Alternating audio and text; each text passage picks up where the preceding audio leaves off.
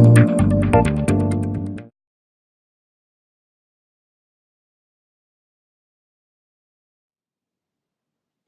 bonjour tout le monde. Ici, c'est Marc-André Ferron. Ce matin, on se prend 2-3 minutes pour se résumer c'est quoi faire de la santé-sécurité puis gérer de la santé-sécurité. La santé-sécurité, c'est de la gestion des dangers. Dans la vie, c'est impossible de gérer ce qu'on ne connaît pas. La base qu'on devrait faire, l'analyse des dangers sur nos postes de travail. Savoir sur chacun de nos postes, c'est quoi les tâches faites par les gens, sur chacune des tâches, quels sont les risques, mettre une cote sur ces risques-là, parce que c'est pas tous les risques qu'on doit traiter au même niveau. Il y en a qui peuvent tuer des gens, puis il y en a, ça va être des poussières des yeux. Et après ça, on va se mettre à gérer par priorité. On va gérer stratégiquement les dangers. Quand on connaît nos dangers, qu'est-ce qu'on va faire? On va appliquer les principes de la loi sur la santé-sécurité parce que ce n'est pas une option de le faire ou de ne pas le faire, c'est la loi. Donc, que vous soyez un président, vice-président, directeur, employé, la loi, ce qu'elle vous demande, éliminer à la source même les dangers. Parce que quand vous avez éliminé à la source même les dangers, vous avez géré 100% des dangers.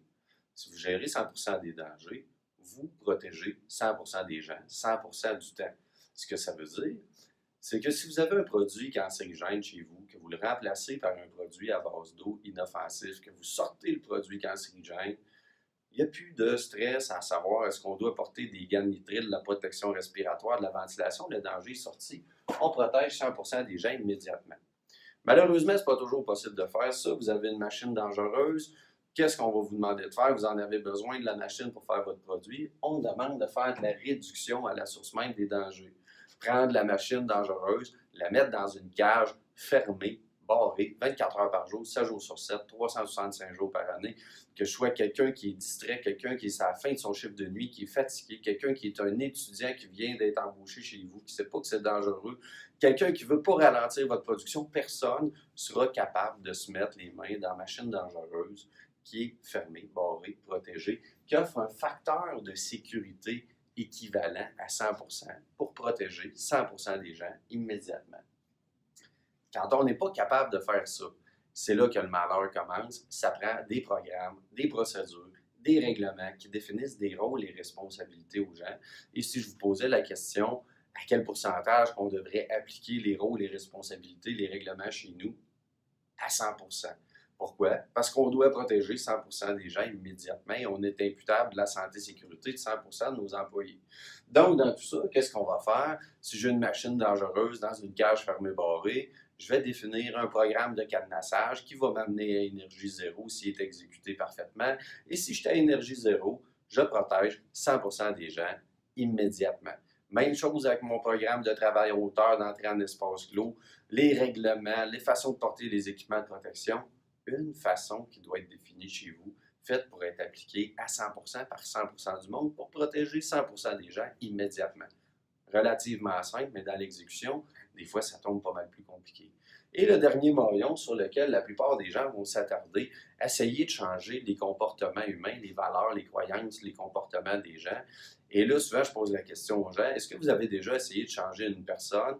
Et la plupart des gens vont arriver à la conclusion que oui, ils ont déjà essayé, que ça a été bien, bien long, puis que c'était pas garant de résultat pendant tout. Et là, il faut se rappeler que dans nos organisations, il n'y a pas une personne à changer. Il y en a 10, 50, 100, 200, 500, 1000, dépendamment de la grosseur de votre organisation, avec des départs à retraite, avec des mouvements de personnel, avec des étudiants en période d'été, avec des contracteurs qui viennent. Et si je vous posais la question d'après vous autres, est-ce que ça serait une bonne stratégie d'essayer de changer les comportements de tout ce monde-là sur des périodes, des fois, qui peuvent être extrêmement courtes? Une journée, un contracteur va venir, il fait un job, il s'en va le lendemain, on ne le revoit plus jamais. Et s'il arrivait quelque chose à cette personne-là, est-ce qu'on serait reconnu coupable et imputable de sa sécurité? Bien évidemment, c'est sûr que oui. Même chose pour les étudiants en période d'été et autres. Donc, souvent, j'aime bien citer les alcooliques anonymes. Eux autres, ils disent amener quelqu'un à changer, ça prend une vie, mais changer, ça prend 2 minutes. Rappelez-vous que vous n'avez pas une vie devant vous autres pour protéger les gens. Vous avez zéro marge de manœuvre. Vous êtes responsable de protéger 100% des gens immédiatement, la première seconde qu'ils mettent les pieds chez vous. La meilleure façon de faire ça, éliminer les dangers à la source, sinon les réduire à la source. Fournir le bon environnement de travail, les bons équipements aux gens. Si vous avez le grand malheur de ne pas être capable de gérer les dangers à ce niveau-là, vous devez définir des rôles et responsabilités, avoir une stratégie, faite pour être appliquée de une façon par 100% du monde, 100% du temps. Et ça va nécessiter la mise en place de rôles et responsabilités dans vos programmes, de les intégrer dans vos programmes d'accueil, de formation, mettre des outils et malheureusement appliquer un devoir d'autorité pour s'assurer que ce n'est pas optionnel de le faire ou pas le faire.